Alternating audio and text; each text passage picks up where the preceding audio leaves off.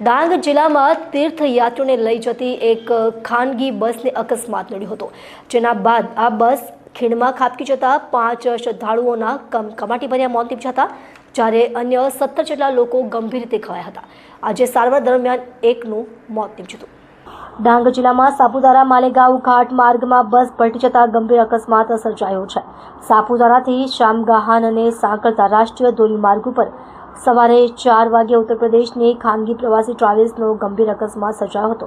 આ અકસ્માતમાં 5 લોકોના મોત થયા છે. બીજી તરફ 24 મુસાફરોને ગંભીર ઇજા થતાં સુરત સિવિલમાં ખસેડાયા છે. ગૃહ રાજ્યમંત્રી હર્ષ સંઘવી સુરત સિવિલ હોસ્પિટલ પહોંચ્યા હતા અને મુસાફરોના ખબર અંતર પૂછ્યા હતા. આજે સારવાર દરમિયાન 50 વર્ષીય મહિલાનું મોત નીપજ્યું હતું. સાપુતારા પાસે 35 ફૂટ ઊંડી ખીણમાં 50 મુસાફરો સાથેની બસ ખાબકતા 5ના મોત નીપજ્યા હતા, જ્યારે 45 ઇજાગ્રસ્ત થયા હતા, જેમાંથી 21ને ડાંગની હોસ્પિટલમાં સારવાર માટે ખસેડાયા હતા, જ્યારે 25ને વધુ ઈજા હોય સુરત ખસેડવાની ફરજ પડી હતી. સુરત સિવિલમાં દર્દીઓને સારવાર માટે લાવવામાં આવતા ગૃહ રાજ્યમંત્રી હર્ષ સંઘવી પણ પહોંચ્યા હતા અને મુસાફરોના ખબર અંતર પૂછ્યા હતા. ઘટનાને પગલે સુરત કલેક્ટર અને પોલીસના ઉચ્ચ અધિકારીઓ પણ સિવિલ હોસ્પિટલ પહોંચ્યા હતા.